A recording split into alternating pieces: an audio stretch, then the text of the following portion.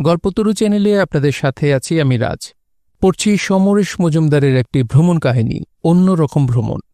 পড়ছি এর প্রথম পর্ব।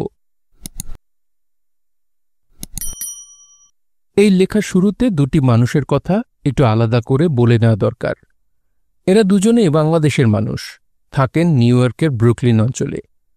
একটু ভুল হল, দ্বিতীয়জন, যার নাম শাহাবুদ্দিন, তিনি নিজেকে বাংলাদেশের মানুষ বলে মনে করেন না। তিনি দেশ ছেড়েছিলেন ৬৮ সালে, যখন দেশটার নাম ছিল পূর্ব পাকিস্তান। তার পাসপোর্টে নাগরিক হিসেবে পাকিস্তানের নাগরিক লেখা ছিল। এই ৩২ বছরে তিনি ঢাকায় যাননি একবারও, কিন্তু বীরপুরের আত্মীয় বন্ধুদের সঙ্গে যোগাযোগ আছে। এখন তিনি আমেরিকান পাসপোর্ট হোল্ডার, ব্রুকলিনের একটি অভিজাত বার কাম রেস্তোরাঁর মালিক।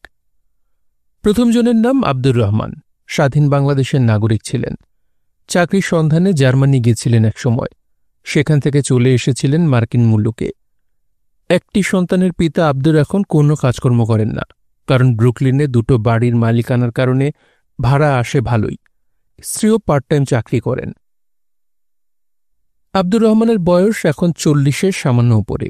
ফর্সা ছোটখাটো চেহারার মানুষটির মুখে সবসময় যে হাসিটি লেগে থাকে, তাকে কষ্টার্জিত বলে ভাবার কোনো কারণ নেই। ওর পোশাকে কখনো অবহেলার ছাপ থাকে না। কথা বলেন নিচু গলায়, সমস্ত ব্যাপারে খুব সিরিয়াস, তবে টেনশনে ভোগেন। একটু ব্যতিক্রম কিছু ঘটলেই ওর টেনশন বেড়ে যায়। আব্দুরের একমাত্র ধ্যানজ্ঞান হল সাহিত্য, বাংলা সাহিত্য। কয়েক বছর আগে এই ভদ্রলোক মার্কিন দেশের নাগরিকত্ব পেয়েছেন, অতএব তিনি বাংলাদেশি আমেরিকান। এই দুটি মানুষের কথা বলতে হলো কারণ গেল বছর আমার বেড়াতে যাওয়ার প্রাথমিক পর্ব এদের সঙ্গেই কেটেছিল। ৯৮-তে যখন প্রবাসী বাংলাদেশিদের আমন্ত্রণে ওদেশে গিয়েছিলাম, তখন আব্দুর রহমানের সঙ্গে আলাপ হয়েছিল। অত্যন্ত কুণ্ঠার সঙ্গে তিনি আমাকে তাঁর লেখা একটি বই দিয়ে পড়তে অনুরোধ করেছিলেন। সে সময় ওর সঙ্গে প্রায়ই দেখা হতো। ওর বিনয়, সুব্যবহার, সাহিত্যপ্রীতি আমাকে কিছুটা মুগ্ধ করেছিল। তাই দেশে ফিরে আসার পরেও টেলিফোন চিঠিতে যোগাযোগ ছিল। গেল বছর যখন ওদেশে গেলাম, তখন আব্দুর রহমানকে দাঁড়িয়ে থাকতে দেখলাম এয়ারপোর্টে। ওর অনুরোধ এড়াতে পারলাম না। এতে আমার বেশ কিছু লাভ হল। এর আগে যতবার মার্কিন দেশে গিয়েছি, সেই প্রথমবার যখন আমি সরকারি অতিথি ছিলাম, সেবার ছাড়া বেশিরভাগ সময় থেকেছি কলকাতার কোনো বাঙালির বাড়িতে। এদের প্রত্যেকের বয়স প্রায় ৬০-এর কাছাকাছি, ইঞ্জিনিয়ার নয় ডাক্তার। শহরের বাইরে বর্ধিষ্ণু এলাকায় বিরাট বাগান এবং লনওয়ালা সুন্দর বাড়ির মালিকেরা। গ্যারাজে গোটা ৩ গাড়ি। স্ত্রী বাঙালি রান্না চমৎকার রাঁধেন এবং বেশিরভাগের পুত্রকন্যারা বাংলা ভাষায় কথা বলে না, অতিথি দেখলে এড়িয়ে যায়। কিন্তু আসল সমস্যা হল, স্বামী স্ত্রী যদি তাদের গাড়িতে তুলে শহরে বা কোনো বাজারে নিয়ে যান, তাহলেই বাড়ি থেকে বেরোনো সম্ভব হয়, নয়তো বসে থাকতে হয় শনিবার রাতের জন্য। কোনো পার্টিতে গৃহকর্তা নিয়ে যাবেন আদর করে, সেখানে প্রায় একই মুখ দেখতে হবে, একই কথা শুনতে হবে। এই বন্দিদশার কারণ হল, এইসব ছবির মতো সুন্দর বাড়িগুলো এত নির্জনে যে হেঁটে কোথাও যাওয়ার উপায় নেই। একটু এগুলোই হাইওয়ে, সেখানে হাঁটার অনুমতি পুলিশ দেবে না। কাছে পিঠে রেস্টুরেন্ট বা দোকান খুঁজে পাওয়া মুশকিল। গাড়ি চালাতে না পারলে বন্দী হয়ে থাকা ছাড়া কিছুই করার থাকে না। আর ভারতবর্ষের ড্রাইভিং লাইসেন্সের কোনো মূল্য ওখানে নেই। এমনকি আন্তর্জাতিক লাইসেন্স হয়ে গেলেও আজকাল ওদেশের পুলিশ সন্তুষ্ট হচ্ছে না। অথচ ওদের গাড়িতে গিয়ার নেই। কলকাতায় ট্রাফিকে গিয়ার চেঞ্জ করে গাড়ি চালানো যদি হায়ার সেকেন্ডারির অঙ্ক হয়, তো ওদেশের ড্রাইভিং ক্লাস 2-এর। এই অবস্থায় আব্দুর রহমানের বাড়ি মানে স্বর্গ পাওয়া। ওর বাগান নেই, কিন্তু গাছ আছে বাড়ির পেছনে। লন নেই, গ্যারাজে 3টে দূরের কথা, একটাও গাড়ি নেই। কিন্তু বাড়ি থেকে বেরোতেই ফুটপাত, দুপা হাঁটলেই টিউব স্টেশনের নাম্বার সিঁড়ি, আর যত রকমের দোকানপাট সব চারপাশে থরে থরে সাজানো। শুধু ফুটপাত ধরে হেঁটে দোকানের শোকেসগুলো দেখে সারাদিন দিব্যি কেটে যায়। কারো ওপর নির্ভর করার প্রয়োজন নেই। রাস্তায় চলা যায় স্বচ্ছন্দে। নিচে নেমে পাতাল রেলের টিকিট কেটে ট্রেনে উঠে বসলে নিউ ইয়র্কটাকে চষে ফেলা যায়। শহরের মধ্যে এরকম এলাকায় কলকাতার বাঙালিরা থাকেন না কেন? কেন যখন তারা প্রথম চাকরি করতে নিউ ইয়র্কে পৌঁছান, তখন সস্তায় মার্কেট, যানবাহনের সুবিধে খোঁজেন? এইসব এলাকায় ফ্ল্যাট পেলে ধন্য হয়ে যান।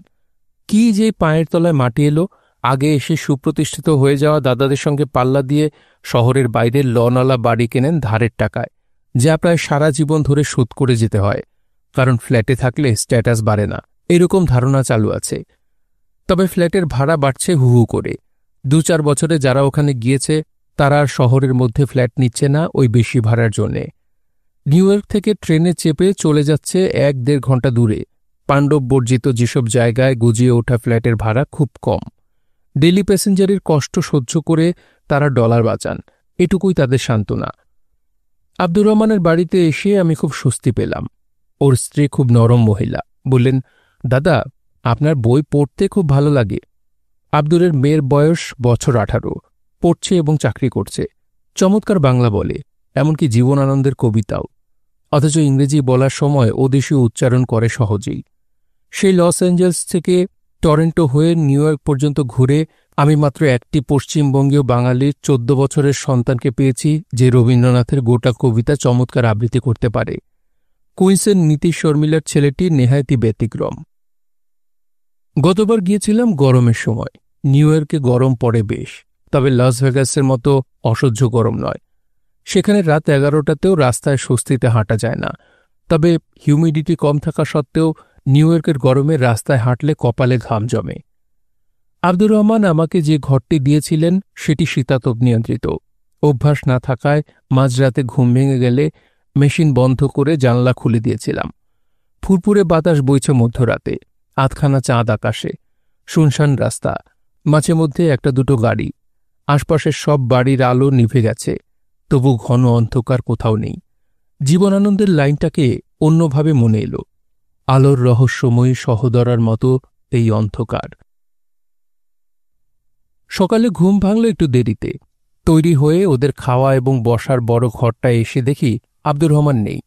ওর স্ত্রী আমায় আপ্যায়ন করে যে চেয়ারটায় বসালেন তার সামনে টেবিলের পেছনে জানলা, জানলার ওপাশে লতানো গাছ যা পেছনের বাগান থেকে উঠে এসেছে।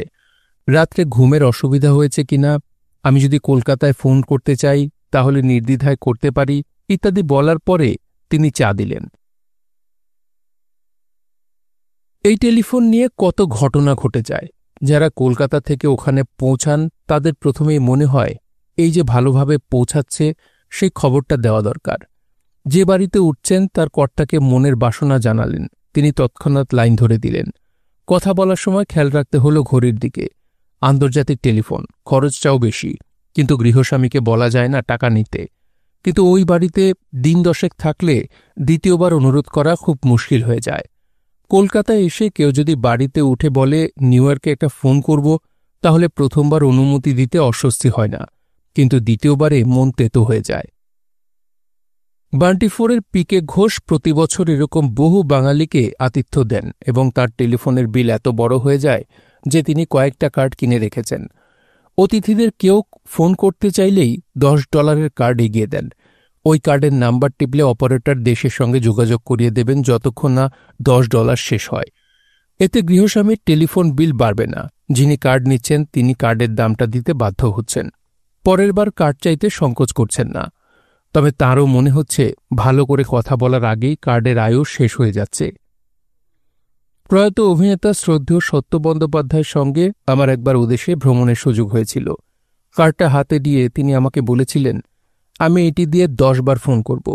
নাম্বার ঘুরিয়ে অপারেটরকে কলকাতার নাম্বার বলে তিনি কান খাড়া করে থাকতেন। যেই চেনা গলা পেতেন বলতেন, ভালো আছি বলেই লাইন কেটে দিতেন। ওর হিসেব মতো এইভাবে কথা বললে 10 বার কেন 20 বার কথা বলা যায়। কিন্তু 7মবারে অপারেটর জানালো, তোমার আর 60 সেকেন্ড বাকি আছে। খুব ক্ষেপে গিয়েছিলেন সত্যদা। তিনি ঘড়ি দেখে ফোন করছেন, ওর সঙ্গে অপারেটরের হিসেব মিলছে না। পরে শোনা গেল যে মুহূর্ত থেকে অপারেটর দেশের নাম্বার ঘোরাচ্ছে সেই মুহূর্ত থেকেই কার্ডের সময় কমে যাচ্ছে। সত্যদা হতাশ গলায় বলেছিলেন, এ দেখছি ভয়ানক গ্যাড়া কল। আব্দুর রহমানের স্ত্রী যে প্রস্তাব দিলেন সেটা তো হাতে স্বর্গ পাওয়ার মতো।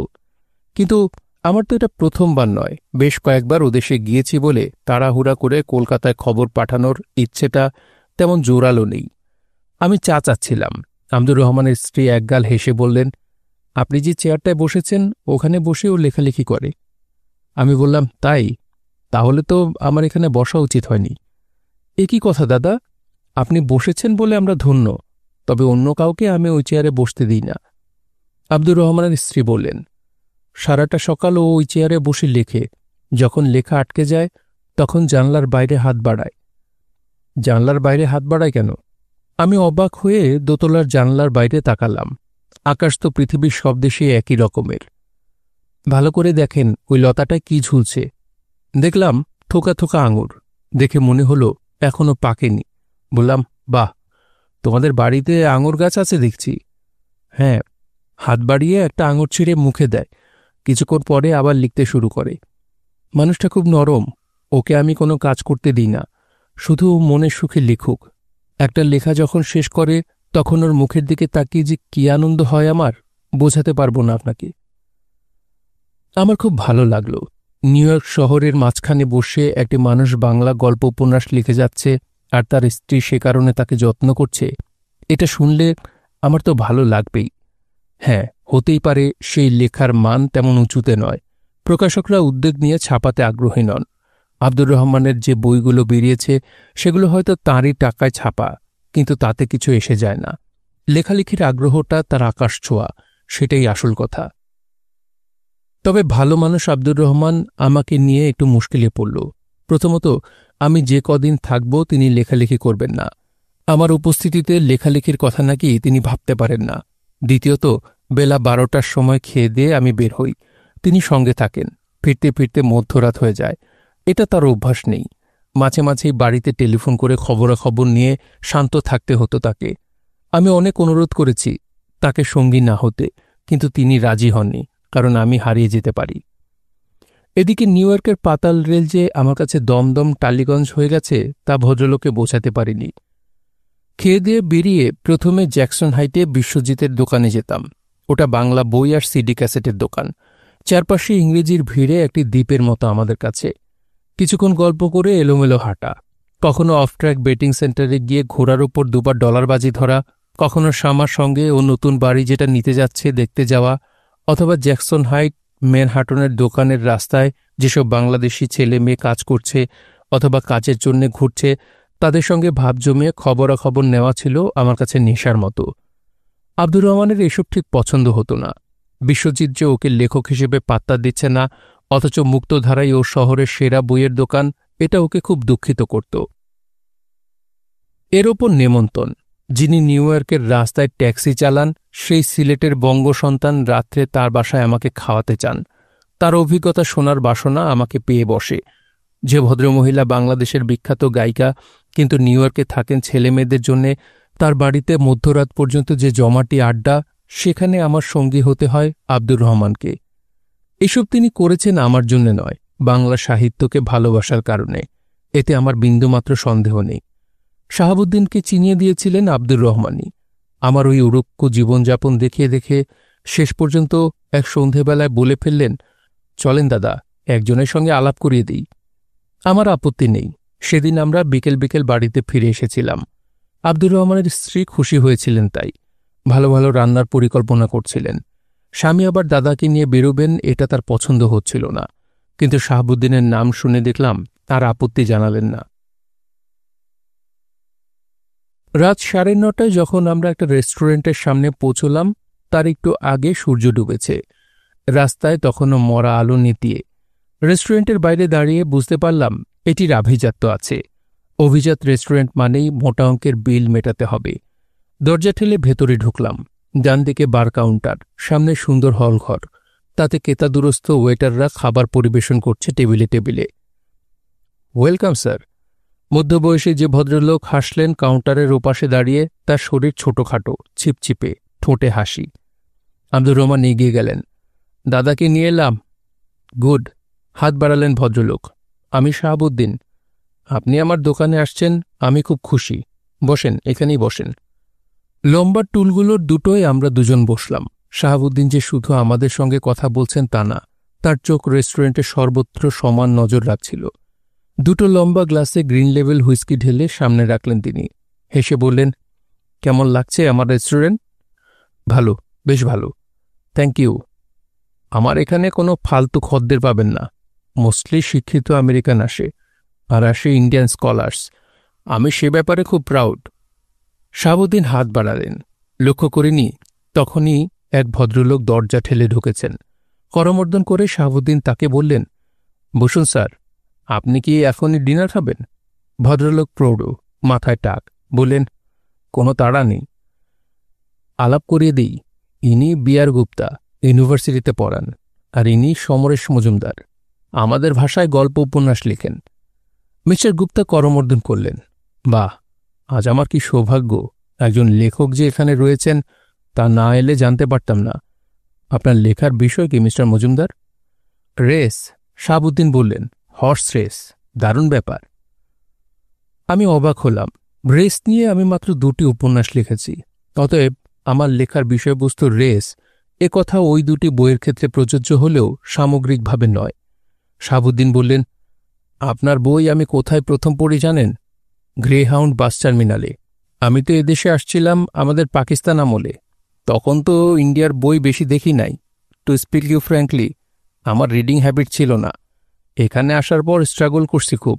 মেম সাহেব বিয়ে করছি, she is a nice lady. তারপর বাংলাদেশ হলো, এ ওকে মারে, সে তাকে মারে। একটা নতুন দেশ তৈরি হওয়ার সময় নিজেদের মধ্যে খুনাখুনি আমার ভালো লাগলো না। আমি আর বাংলাদেশে যাই নাই। 20 ইয়ার্স ব্যাক আমি এক রাত্রে পিটার্সবার্গ থেকে নিউ ইয়র্ক আসছিলাম। গ্রেহাউন্ড বাস টার্মিনালে বাসের জন্য ওয়েট করতেছি, হঠাৎ দেখি মলার দেওয়া বই বেঞ্চের ওপর পড়ে আছে। এদেশে পেপার ব্যাগ বাসায় নিয়ে যায় না অনেকে। বইটা খুইলা দেখি বাংলায় লেখা। তাজ্জব ব্যাপার, এদেশে গ্রেহাউন্ড বাস টার্মিনালে বাংলা বই। পড়তে শুরু কইরা আর ছাড়তে পারি নাই। খুব ইন্টারেস্টিং। বইটার নাম দৌড়, আপনার লেখা। আমিও অবাক কম হইনি। মনে হয় শাহাবুদ্দিন ওই একটি উপন্যাসই পড়েছেন। অনর্গল তাই নিয়ে কথা বলে গেলেন। গুপ্তা সাহেব হাসছিলেন বাংলা শুনে, বলেন, একটু একটু বুঝতে পারেন, বলতে পারেন না। সেদিন থেকে শাহাবুদ্দিনের রেস্টুরেন্টে আমার রাতের আড্ডাখানা হয়ে গেল। গুপ্তা সাহেব আসেন, দেখলাম এখানে এলে আব্দুর রহমান তেমন অস্বস্তি বোধ করেন না। 2টো হুইস্কি খেয়ে মাঝরাত পর্যন্ত শ্রোতার ভূমিকায় থাকেন হাসি হাসি মুখ নিয়ে। শাহাবুদ্দিন সম্পর্কে বেশ কিছু তথ্য জেনে ফেলেছি। ওর স্ত্রী সাদা আমেরিকান। 25 বছর আগে অসুস্থ হয়ে হাসপাতালে ভর্তি হয়ে শাহাবুদ্দিন ওকে দেখতে পান। ভদ্রমহিলা তার এক আত্মীয়কে দেখতে হাসপাতালে যেতেন। আলাপটা হাসপাতাল থেকে রোগমুক্ত হয়ে আসার পরও চালু ছিল। ওই একটু হাঁটাহাঁটি, রেস্টুরেন্টে বসে কথা বলা, ব্যাস। শেষ পর্যন্ত শাহাবুদ্দিন বিয়ের প্রস্তাব দেন। পরের দিনই মেয়েটির বাড়ি থেকে অনুরোধ আসে দেখা করার জন্যে। শাহাবুদ্দিন যান। সেখানে মেয়ের বাবা মা, দাদু দিদিমা, বোনেরা ছিল। গল্প করে চা খেয়ে চলে আসার সময় মেয়ের দিদিমা বলেন, তোমার সঙ্গে কথা বলে তো ভালোই লাগলো, কিন্তু বাবা তুমি মুসলমান, ঢাকায় বাড়ি, অথচ বলছো তোমার পাসপোর্ট পাকিস্তানের। ম্যাপে দেখছি ঢাকা বাংলাদেশের রাজধানী। এটা কীরকম ব্যাপার? শাহাবুদ্দিনকে ব্যাপারটা বুঝিয়ে বলতে হলো। এবার দ্বিতীয় প্রশ্ন, আমাদের মেয়ে এখানে বড় হয়েছে, তোমার দেশে গেলে মানাতে পারবে না। তাছাড়া তোমার বাবা মাকে আমরা জানি না, এরকম অজানা ছেলের সঙ্গে বিয়ে দেওয়া কি উচিত? শাহাবুদ্দিন জানালেন, তিনি সিদ্ধান্ত নিয়েছেন এদেশেই থেকে যাবেন। মেয়েকে অপরিচিত পরিবেশে কখনোই যেতে হবে না। তবু সংশয় যাচ্ছিল না। কিছুদিন টানাপোড়েন চলল। শেষ পর্যন্ত রাজি হলেন ওরা। বিয়ে হয়ে গেল। স্ত্রী সম্পর্কে শাহাবুদ্দিনের মন্তব্য, she is a nice lady. গল্প শুনে অবাক হয়ে বললাম, আপনার স্ত্রীর পরিবারকে তো ভারতীয় বা বাংলাদেশি বলে মনে হচ্ছে, আমেরিকান বলে ভাবতে পারছি না। শাহাবুদ্দিন মাথা নাড়লেন। হ্যাঁ, ওরা খুব কনজারভেটিভ। শাহাবুদ্দিনের একটি ছেলে, একটি মেয়ে। তারা ইন্ডিয়ান কারি রাইস খায়, কিন্তু বাংলা বলতে পারে না। বড়টা চাকরি করে, ছোট মেয়ে পড়ছে। এ ব্যাপারে শাহাবুদ্দিনের বক্তব্য, কেন বাংলা শেখাবো? যে ভাষাটা শিখে ওদের কোনো কাজে লাগবে না, ব্যবহার করতে পারবে না, তা জোর করে শেখানো মানে ওদের ওপর ট্যাক্স চাপানো। আব্দুর রহমান জানালেন, শাহাবুদ্দিন স্থানীয় বাংলাদেশি অথবা পশ্চিম বাংলার বাঙালির সঙ্গে মেশেন না। এখানে ওদের যেসব সংগঠন আছে তাদের সঙ্গে যোগাযোগ রাখেন না, কারো বাড়িতে যান না। এ ব্যাপারে ওর বক্তব্য, আমার ভালো লাগে না তাই যাই না, সিম্পল ব্যাপার। আব্দুর সাহেব একটু আলাদা, তাই ওর সঙ্গে যোগাযোগ রাখি, দ্যাটস অল। তার মানে কোনো দিন আপনি একটাও বাংলা কথা বলেন না? কেন, বলি, এভরিডে বলি। আমি গান গাই, শোনো বন্ধু শোনো, প্রাণহীন এই শহরের রীতি কথা। উত্তম কুমারের সব সিনেমা আমার দেখা, তার গান শুনে শুনে মুখস্থ, তাই একা একা গাই। মানুষটিকে আমার ভালো লাগলো। এদিকে অধ্যাপক শ্রীগুপ্তাকে আমার বেশ রক্তমাংসের মানুষ বলে মনে হচ্ছে। অধ্যাপক সুলভ কোনোরকম উন্নাসিকতা তার মাঝে নেই। প্রায় জুয়ো খেলেন। শুনেছিলাম নিউ ইয়র্কে এখন ক্যাসিনো নেই, আইন করে বন্ধ করে দেওয়া হয়েছে। অধ্যাপক গুপ্তা বললেন, ঠিকই শুনেছেন, আইন যেমন আছে তেমনি তার ফাঁক আছে। কাছে সমুদ্র, সেখানে নৌকো রয়েছে আপনাকে ৮ মাইল দূরের আটলান্টিকের বুকে ভাসা জাহাজে নিয়ে যাওয়ার জন্যে। জাহাজটি সেখানে স্থির হয়ে থাকে দিনরাত, আর তার ভেতর বিশাল ক্যাসিনো সাজিয়ে রাখা হয়েছে আমাদের মতো জুয়ারিদের জন্যে। দেশের মাটির আইন ৮ মাইল দূরে অচল। যাবেন নাকি? আমি কলকাতা শহরে কোনো কোনো অধ্যাপককে দেশি মদ খেতে দেখেছি, কিন্তু তারা কবিতা লেখেন। সেখানে তিনি অধ্যাপক নন, কবি।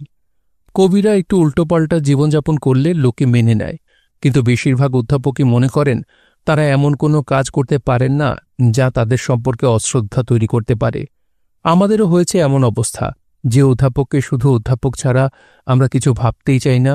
একটু চিবিয়ে চিবিয়ে জ্ঞানগর্ভ কথা বলবেন, তরল রসিকতা করবেন না, এরকম একটা ছবি আমরা যেমন দেখতে চেয়েছি ওরাও তেমনই তৈরি করেছেন। ব্যতিক্রম অবশ্যই আছেন, কিন্তু তারা সংখ্যায় কম। কিন্তু একজন অধ্যাপক ভালো পড়ান, জুয়ো খেলেন, বারে বসে মদ খান, মেয়েদের সঙ্গে সময় কাটাতে আপত্তি নেই, এটা মেনে নেওয়া ছাত্রদের পক্ষে যেমন কলেজ কর্তৃপক্ষের পক্ষেও প্রায় অসম্ভব। ক্লাসের বাইরে ব্যক্তিজীবনকে নিয়ন্ত্রণ করার অধিকার কেন তার নিজের থাকবে না, তা নিয়ে প্রশ্ন বড় একটা কেউ তোলেন না। তাই অধ্যাপক গুপ্তাকে আমার রক্তমাংসের মানুষ বলে মনে হচ্ছিল। অধ্যাপক গুপ্তা আমেরিকায় এসেছেন বছর ২০। তার আগে জার্মানিতে ছিলেন, বিয়ে করেছিলেন, কিন্তু মতে মেলিনে বলে আলাদা হয়ে গেছেন। এখন একাই থাকেন। ওর সঙ্গে কয়েকদিন আড্ডার পর জানতে পারলাম ভদ্রলোক ভোরে উঠেই হাঁটাহাঁটি করেন ৫ কিলোমিটার, ফিরে এসে নিজের বিষয়ের বই নিয়ে পড়াশোনা করেন সকাল ৯টা পর্যন্ত। তারপর ব্রেকফাস্ট বানিয়ে স্নান খাওয়া শেষ করে কলেজে যান পড়াতে। ক্লাস এবং লাইব্রেরি করে বাড়ি আসেন ৫টায়। তারপর সেজেগুজে বের হন ৬:৩০টায়। কখনো জুয়ো খেলেন, পাবে পাবে ঘুরে মদ খান, বান্ধবীদের সঙ্গে আনন্দ করেন এবং ফিরে যান ১১:৩০টায়। জিজ্ঞাসা করেছিলাম, দেখতে পাচ্ছি মাত্র ৫ ঘন্টার বেশি আপনি ঘুমোন না। হ্যাঁ, ওর বেশি ঘুমিয়ে থাকলে সময়ের অপচয় হয়। আমাদের জীবন তো খুব বেশি দিনের জন্য নয়, শরীর চালু রাখতে ৫ ঘন্টার ঘুম যথেষ্ট। লক্ষ্য করেছি আব্দুর রহমান ছাড়া কোনো বাংলাদেশি বন্ধু যে শাহাবুদ্দিনের নেই, তেমন অধ্যাপক গুপ্তারও কোনো ভারতীয় বন্ধু নেই। শাহাবুদ্দিনের কথাবার্তা চালচলন দেখে মনে হয় না তিনি বিন্দুমাত্র দুঃখে আছেন। স্ত্রী এবং সন্তান বাংলায় কথা বলে না, বাংলা গান শোনে না, তার কোনো আক্ষেপ নেই।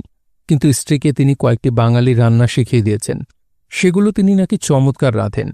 আমাকে বললেন, আপনার সঙ্গে ওর আলাপ করিয়ে দিচ্ছি না, না দেওয়ার কারণ হলো জীবনে বাংলা পড়বে না, অতএব আপনার পরিচয় ওর কাছে কোনো আলাদা মর্যাদা পাবে না।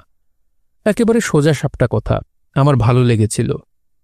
এক রাতে অধ্যাপক গুপ্তা বললেন, দিন ৫ থাকব না। কোথায় যাচ্ছেন? হ্যাঁ, একটু বরফের দেশে। ক্লাস ছুটি আছে, ঘুরে আসি। আপনি কবে কলকাতায় ফিরে যাচ্ছেন? এখনও কিছুদিন আছি।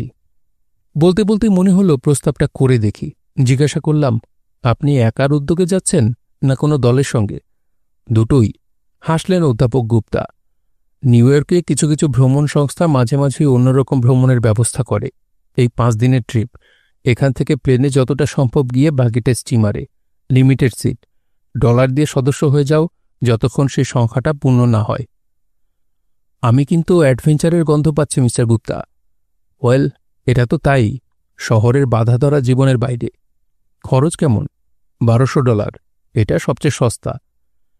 সঙ্গে সঙ্গে মিয়ে গেলাম। এত ঘোরাঘুরির পর এই পরিমাণ ডলার দূরের কথা, এর ১/৪ আমার পকেটে আছে। যদি আর এ যাত্রায় দেখা না হয়, তাই করমর্দন করে আব্দুর রহমানের সঙ্গে রাত্রে বাড়ি ফিরে এলাম। শুয়ে শুয়ে ভাবছিলাম, এমন সময় কবে আসবে যেদিন ভারতবর্ষের একটি টাকা আমেরিকান $১ সমান হবে। এখন আমাদের ৪৪ টাকায় মাত্র একটা ডলার পাওয়া যায়। অতএব $১২০০ মানে প্রায় ৫৩,০০০ টাকা। তাই খরচ করে ৫ দিনের জন্য বেড়াতে যাওয়ার বিলাসিতা আমি করতে পারি না। কিন্তু আমার জন্য যে বিস্ময় অপেক্ষা করছিল তা পরের দিন সকাল ১০টা পর্যন্ত জানতাম না। বিশেষ কোরিয়ার সার্ভিসে একটা খাম এলো আমার নামে। খুলে দেখলাম তাতে একটা প্লেন টিকিট এবং SS রুজভেল্ট নামের একটি জাহাজে থাকার ছাড়পত্র রয়েছে। কলম্বাস কোম্পানি নামের একটি ভ্রমণ সংস্থা জানিয়েছে আমি যেন অবশ্যই বিকেল ২:৩০-র মধ্যে বিমানবন্দরে চলে আসি, কারণ বিমান ছাড়বে ঠিক ৩টের সময়। আমি হতভম্ব। কে পাঠালো এই টিকিট? এর দাম তো $1200। আব্দুর রহমান খুব অবাক হয়েছিলেন। তিনি সরাসরি শাহাবুদ্দিনকে ফোন করলেন। তারপর কথাবার্তা বলে আমার দিকে তাকিয়ে হাসলেন। জানতে পারলাম কাল রাত্রে আমাদের কথাবার্তা নীরবে শুনছিলেন শাহাবুদ্দিন। ইচ্ছে থাকা সত্ত্বেও শুধু টাকার জন্য যাচ্ছি না বলে ওর খারাপ লেগেছিল। দৌড় পড়ার স্মৃতি তার কাছে মূল্যবান বলে তিনি টিকিটটি কিনে আমার কাছে পাঠিয়েছেন। তিনি খুব খুশি, কারণ এটিই ছিল আজকের যাত্রার শেষ টিকিট। উনি আব্দুর রহমানকে বলেছেন এখন যেন আমি ফোন না করি, কারণ ফোন করলেই আমি নিশ্চয়ই তাকে ধন্যবাদ জানাব। এতে ওর অস্বস্তি হবে, বরং ভালোভাবে ঘুরে এসে যেন যাওয়ার আগের রাত্রে ওর রেস্টুরেন্টে একটা ভালো ডিনার খেয়ে যাই, ব্যাস। আমার দ্বিধা হচ্ছিল, কিন্তু আব্দুর রহমান জোর করলেন। ভালোবাসার দান উপেক্ষা করতে নেই। বললেন, যে মানুষটা কোনো বাংলাদেশি প্রতিষ্ঠানে $1 চাঁদা দেয় না, সে আপনার জন্য $1200 খরচ করেছে। আমি খুব খুশি।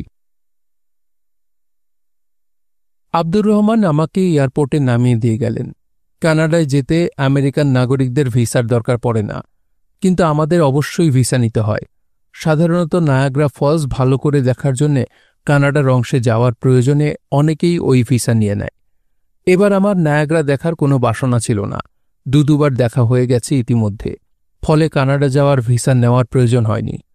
টিকিট এবং পাসপোর্ট হাতে নিয়ে সুদর্শনা এয়ারলাইন্সের তরুণটি বলল, আপনি কানাডা যাচ্ছেন?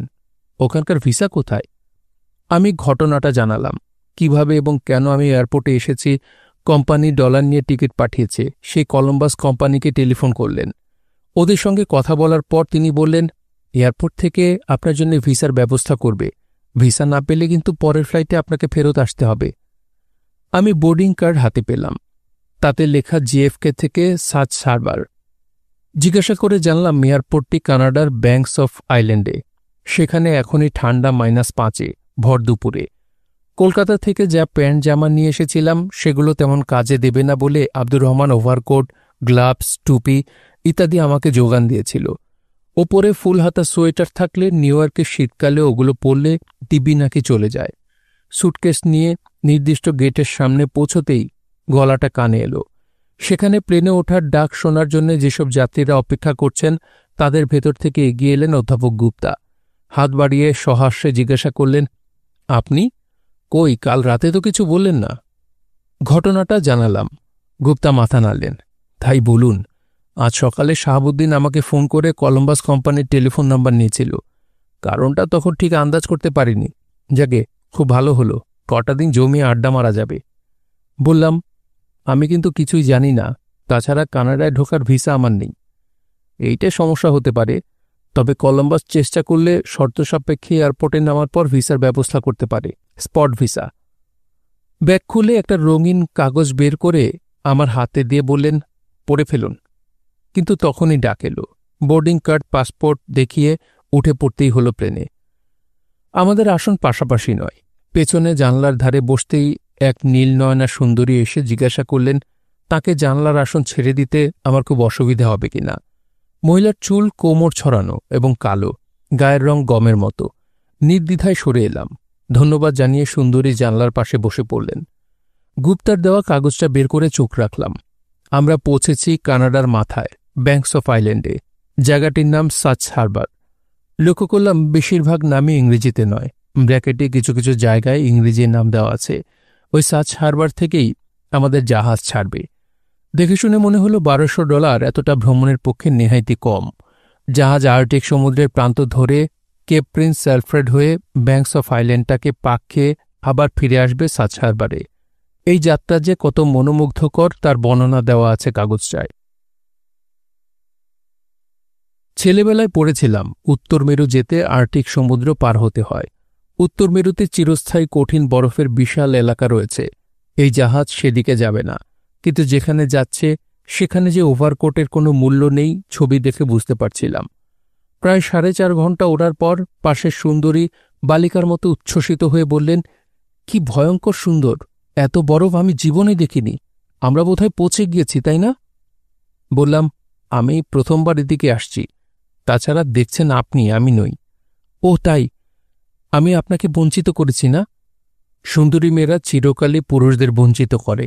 কথাটা বলতে গিয়েও না বলে কাজ ঝাঁকালাম, যেন কিছুই হয়নি। আপনি তো আমাদের সঙ্গে যাচ্ছেন। তাই তো যাচ্ছি। না না, কলম্বাসের ট্যুরের মেম্বার তো আপনি? হ্যাঁ। 4.5 ঘন্টা পাশাপাশি ওড়ার পর সুন্দরীর খেয়াল হলো। হাত বাড়িয়ে আমায় হাত ধরে ঝাঁকুনি দিয়ে বললেন, ওয়েলকাম, আমি পামেলা, কলম্বাসের ট্যুর ম্যানেজার। ওই কাগজটা যদি আগে বের করতেন তাহলে এতক্ষণ অনেক কথা বলা যেত। আপনার নাম? সমরেশ, ইন্ডিয়া থেকে আসছি। ওহো, আপনি সেই লোক। মানে? আজ সকালে যে শেষ টিকিটটি বিক্রি হয়েছে সেটি এক ইন্ডিয়ান ভদ্রলোকের জন্যে, যার কানাডার ভিসা নেই। সেই ভদ্রলোক আপনি, তাই তো? হেসে ফেললাম, হ্যাঁ। আমাদের কোম্পানির কানাডার শাখাকে ব্যাপারটা জানিয়ে দেওয়া হয়েছে।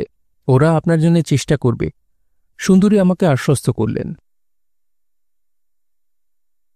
আজকাল প্লেনের পেট থেকে সুড়ঙ্গ ধরে হেঁটে আসা যায় এয়ারপোর্ট টার্মিনাল বিল্ডিংয়ের ভেতরে। পুরোটাই শীতাতপ নিয়ন্ত্রিত বলে বাইরের আবহাওয়া কোনো সমস্যা হয় না। প্লেন গন্তব্যে পৌঁছাবার সময় পাইলট জানিয়ে দিয়েছেন এখন বাইরের তাপমাত্রা -10। কাছে যেতেই শরীর শিরশির করে উঠল। ইমিগ্রেশনের জন্য লাইন দিয়েছিলাম অধ্যাপক গুপ্তার সঙ্গে। সেই সুন্দরী কোথায় গিয়েছিলেন জানি না। ফিরে এসে আমাকে বললেন, সমরেশ, আমার সঙ্গে আসুন। অতএব যেতে হল। কানাডা সরকারের ইমিগ্রেশন ডিপার্টমেন্টের অফিসাররা ছাড়পত্র না দিলে কেউ এই এলাকার বাইরে যেতে পারবে না। আমাকে লাইন থেকে বের করে সুন্দরী খানিকটা হাঁটিয়ে যে ঘরটিতে নিয়ে গেলেন, সেখানে একজন সাদা মোটাসোটা অফিসার বসে আছেন। ঢোকামাত্র তিনি জিজ্ঞাসা করলেন, আপনার কি করে মনে হলো যে আমেরিকান ভিসা নিয়ে ইন্ডিয়া থেকে এলেই আপনাকে কানাডিয়ান ভিসা দেওয়া হবে? বললাম, এ কথাটা আমার একবারও মনে আসেনি। তাহলে ভিসা আগে নেননি কেন? কারণ আমি জানতাম না এখানে আসব। বোর্ডিং কার্ড নেওয়ার সময় এয়ারলাইন্স থেকে আমাকে বলা হয়েছে এখানে পৌঁছে ভিসার জন্য আবেদন করতে। অসম্ভব, হাত নাড়লেন ভদ্রলোক। আপনাকে ভিসা দিলে আপনি যে ফেরত যাবেন তার তো কোনো গ্যারান্টি নেই। আমি বরফের দেশে থেকে কি করব? এখানে থাকবেন কেন? যেখানে বরফ নেই কানাডা সেই সব জায়গায় চলে যাবেন। ইন্ডিয়া, পাকিস্তান, বাংলাদেশের হাজার হাজার লোক তো এখন এই কানাডায় জমিয়ে বসেছে, কোনো বিশ্বাস নেই। কিন্তু আমি রোজগার করব কি করে? একমাত্র লেখা ছাড়া তো কিছু জানি না। লেখা? আপনি কি লেখেন? গল্প, উপন্যাস। গম্ভীর মুখে বললাম। বাংলা ভাষায়, যা এখানে চলবে না। তা ঠিক। ভদ্রলোক সুন্দরীকে বললেন, আপনারা তো বলেননি উনি লেখক। একজন লেখকের সঙ্গে আমরা এমন ব্যবহার করতে পারি না। কথাটা আগে বললে আমাকে এত কথা বলতে হতো না। আপনি দয়া করে এই ফর্মটা ভর্তি করুন। কলম্বাস কোম্পানি গ্যারান্টি দিচ্ছে, আর আপনার পাসপোর্টটাও আমরা রেখে দিচ্ছি। তার বদলে দেশে ঢোকার জন্যে এক অস্থায়ী পারমিট ইস্যু করছি। ফেরার সময় ওটা ফেরত দিলে পাসপোর্ট পেয়ে যাবেন। কলকাতা শহরের কর্পোরেশন অফিস, রাইটার্স বিল্ডিং অথবা যে কোনো সরকারি অফিসে একজন লেখকের চেয়ে একজন কালোবাজারিকে বেশি খাতির করা হয়। বাংলাদেশের লেখক বলে কাউকে চিনতে পারলে যেভাবে সাহায্যের হাতে গিয়ে আসে তাতে অবাক হতে হয়। আর সুদূর কানাডায় এই বরফের দ্বীপে একজন বিদেশি যিনি আমার লেখা জীবনে পড়তে পারবেন না, তিনি লেখক পরিচয় পাওয়ার সঙ্গে সঙ্গে যেভাবে নিজেকে বদলে ফেললেন তাতে মন ভালো হয়ে গেল। ইমিগ্রেশন অফিসারদের হাত থেকে নিষ্কৃতি পেয়ে হল ঘরে আসায় ওদের দেখতে পেলাম। অধ্যাপক গুপ্তা বললেন, যাক, ভিসা দিয়েছে আপনাকে। এখন চটজলদি যা যা শীতবস্ত্র নিয়ে এসেছেন পরে ফেলুন। কেন? বাইরে বাস দাঁড়িয়ে আছে। বাসটা এয়ার কন্ডিশন, কিন্তু হেঁটে গিয়ে তাতে উঠতে হয়। বাইরে তো মাইনাস। ব্যাগ খুলে ভদ্রলোক ধরাচড়া বের করতে লাগলেন। কিছুক্ষণের মধ্যে তাকে আর চেনা যাচ্ছিল না। আব্দুর রহমানের দেওয়া পোশাক পরে দলের সঙ্গে বাইরে এসে দেখলাম সবাই ছুটছে, আমিও পা চালালাম। বাসে ওঠার পর বুঝতে পারলাম ওভারকোট, সোয়েটার, শার্ট, উলিকটের গেঞ্জি থাকা সত্ত্বেও শরীরে ভয়ঙ্কর শীতল ঢেউ যেন পাক খাচ্ছে। বাসের ভেতরকার গরমও যেন সেটাকে কমাতে পারছে না। গুপ্তা বললেন, প্রথমবার ওই ঠান্ডায় হাঁটলে অনেকের কোল্ড স্ট্রোক হয়ে যায়। এখন আরাম করে বসুন। বলে পকেট থেকে একটা চ্যাপটা বোতল বের করে মুখে ঢেলে ওটাই গিয়ে ধরলেন। আমি দিনের বেলায় কখনো মদ পান করি না, কিন্তু ওই কাঁপুনিটা থেকে রক্ষা পাওয়ার জন্যে এক ঢোক শরীরে চালান করলাম। উষ্ণ স্রোতটা গলা দিয়ে নামতেই কাঁপুনিটা মিলিয়ে গেল। বেশ ভালো লাগল। এই প্রথম জল ছাড়া পান করলাম। একটু কড়া বলে মনে হল না। এত ঠান্ডার দেশে কি করে যে এমন সুন্দর রাস্তা এরা তৈরি করেছে আমি ভাবতেই পারছিলাম না। সাচ হারবার মূলত সামুদ্রিক ঠান্ডা জলের মাছ ধরার জন্য বিখ্যাত। সিল, তিমি থেকে শুরু করে হরেক রকমের বরফের মাছ ধরে এনে এখানে জমা হয়। তারপর তাদের কেটে কুটে টিনে ভর্তি করে দেশে বিদেশে রপ্তানি করা হয়। বাড়িঘর রয়েছে, কিন্তু ঘনবসতি নয়। রাস্তায় গাড়ি দেখতে পাচ্ছি। এই সময় সুন্দরী মহিলাটি বাসের মাইকে কথা বললেন। সুস্বাগতম। মাত্র কয়েকটা দিনের জন্যে আপনারা এত কষ্ট করে যে ভ্রমণে এসেছেন তা যাতে সুন্দরভাবে শেষ হয় তার জন্য কলম্বাস কোম্পানির তরফ থেকে আমি পামেলা আপ্রাণ চেষ্টা করব। প্রথমেই বলে রাখি, বাইরে এখন এই সময় যে ঠান্ডা পড়ে তা থেকে একটু বেশি পড়েছে। আমরা যাচ্ছি বন্দরে, যেখানে আপনাদের বেড়াতে নিয়ে যাওয়ার জন্যে আমাদের জাহাজ রুজভেল্ট অপেক্ষা করছে। রুজভেল্ট ছোট জাহাজ, কিন্তু সব রকম প্রমোদের ব্যবস্থা সেখানে রয়েছে। পুরো জাহাজ শীতাতপ নিয়ন্ত্রিত, কিন্তু কানাডার আইন অনুযায়ী জাহাজ বন্দর এলাকা ছেড়ে 1 মাইল দূরে না যাওয়া পর্যন্ত ক্যাসিনো চালু হবে না। এই আইন মানতে আমরা বাধ্য। এই যাত্রায় মাত্র একবারই আপনাদের জাহাজ ছেড়ে বরফের রাজত্বে নামবার অনুমতি দেওয়া হবে, এবং সেটা 4 ঘণ্টার জন্যে, যেখানে পেঙ্গুইনরা রাজত্ব করছে। যারা ধূমপান করেন তাদের অনুরোধ করছি জাহাজের ভেতরে যে ধূমপান কক্ষ রয়েছে সেখানে গিয়ে ধূমপান করবেন। কথা শেষ হওয়া মাত্র একজন কালো ভদ্রলোক হাত তুললেন। আমি কি আমার ঘরে বসে চুরুট খেতে পারবো না? পামেলা বললেন, মাত্র 3টি কেবিন স্মোকার্স কেবিন হিসেবে নির্দিষ্ট। আপনি যদি তার একটিতে জায়গা পান তাহলে খেতে পারবেন, না হলে আপনাকে ধূমপান কক্ষে কষ্ট করে যেতে হবে। লোকটি বলল, আমি ওই কেবিনে থাকতে চাই। আপনার নাম স্যার? টমাস। বাস জাহাজটায় পৌঁছল। আমরা রুজভেল্টের পাশে পৌঁছালাম। ছোট্ট জাহাজ, কিন্তু দেখতে খুব সুন্দর। ওয়াকিটকিতে কথা বললেন পামেলা।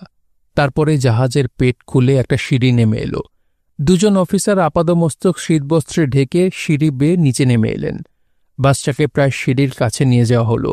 পামেলা ঘোষণা করলেন, অনুগ্রহ করে একজন করে বাস থেকে নামবেন, যাতে বাকিদের ঠান্ডায় বেশিক্ষণ দাঁড়িয়ে থাকতে না হয়। যেহেতু আমি প্রায় শেষে বাসে উঠেছিলাম, তাই নামবার সময় 3য় ব্যক্তি হলাম। মদ্যপানের কারণে কিনা জানি না, এবার কাঁপুনিটা এলো না। একজন অফিসার বললেন, টিকিট প্লিজ। আপনি একা? মাথা নেড়ে টিকিট বের করে এগিয়ে দিতে তিনি দেখে নিয়ে একটা প্লাস্টিকের চাকতে এগিয়ে ধরলেন। এটাকে সাবধানে রাখবেন, গো এহেড। সিঁড়ি বেয়ে ওপরে উঠে এলাম অনায়াসেই। চাকতিতে লেখা আছে কেবিন নম্বর 9। ভেতরে ঢুকে সুন্দর ছোট্ট হলঘর দেখতে পেলাম। সেখানে যারা দাঁড়িয়েছিলেন তাদের একজন এগিয়ে এসে চাকতিটা দেখে সুটকেস নিয়ে নিলেন হাত থেকে। তাকে অনুসরণ করে প্যাসেজ দিয়ে হেঁটে আমি একতলায় নেমে এলাম। পাশাপাশি বেশ কয়েকটি কেবিন। 9 নম্বরের চাবি খুলে সুটকেস ভেতরে রেখে লোকটি আমার হাতে চাবি দিয়ে দিলেন। কেবিনে ঢুকে আমি মুগ্ধ। সামনেই বিরাট কাঁচের জানলা। জানলার ওপাশেই সমুদ্রের জল স্থির, যেন সমুদ্রটাই কেবিনে ঢুকে পড়েছে। এসব দৃশ্য জীবনে দেখিনি। একটাই খাট, তাতে দারুণ বিছানা, লেপটা খুব মোলায়েম। ঘরে ছোট আলমারি, একটা টেবিল চেয়ার ছাড়া টিভি রয়েছে। লাগোয়া ছোট্ট টয়লেট, কিন্তু স্নানের কোনো ব্যবস্থা নেই। ধরেই নেওয়া যায় ভেতরটা শীতাতপ নিয়ন্ত্রিত হলেও এই ঠান্ডায় কেউ স্নান করবে না। দরজা বন্ধ করে বিছানায় শরীর এলিয়ে দিলাম। শুয়ে শুয়ে সমুদ্র দেখছি, নিস্তরঙ্গ জলরাশি।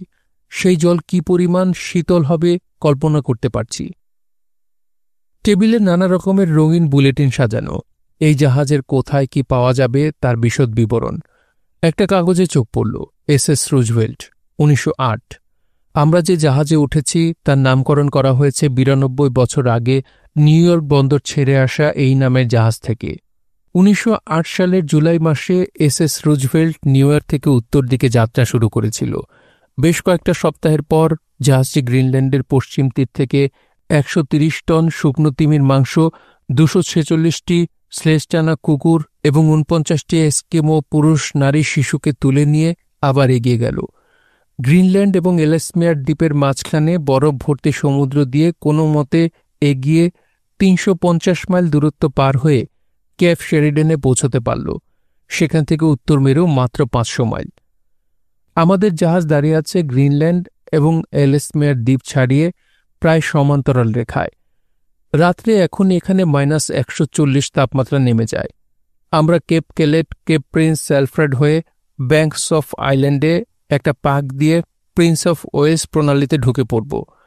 তারপর কেপ ল্যাম্পটন হয়ে আবার এই সাচ হারবারে ফিরে আসবে জাহাজটা। ওই প্রিন্স অফ ওয়েলস প্রণালীতে ঢুকে জাহাজ জায়গা বুঝে দাঁড়াবে অতি উৎসাহীদের বরফের উপর বেড়াতে যাওয়ার সুযোগ দিতে। আমার সঙ্গে যে পোশাক রয়েছে তা পরে ওখানে জাহাজ থেকে নামা মানে মৃত্যুর কোলে ঢলে পড়া, তাই ওই চিন্তা করছি না। এখানে ব্রেকফাস্ট, লাঞ্চ, বিকেলের চা, জলখাবার এবং ডিনারের যে নির্দিষ্ট সময় দেওয়া আছে তার মধ্যে খেতে যেতে অনুরোধ করা হয়েছে। এর বাইরে যেতে চাইলে আলাদা দাম দিতে হবে, মদ কিনে খেতে হবে। শুনছিলেন সমরেশ মজুমদারের একটি ভ্রমণ কাহিনী, অন্যরকম ভ্রমণ। পড়ছিলাম এর প্রথম পর্ব। ভ্রমণ কাহিনীটি আপনাদের কাছে কেমন লাগছে অবশ্যই কমেন্ট করে আমাদেরকে জানাবেন। ভালো লাগলে একটি লাইক করবেন, চাইলে শেয়ার করে অন্যকে শোনার সুযোগ করে দিতে পারেন। সবাই ভালো থাকবেন, সুস্থ থাকবেন এবং গল্পতরুর সঙ্গে থাকবেন। ধন্যবাদ।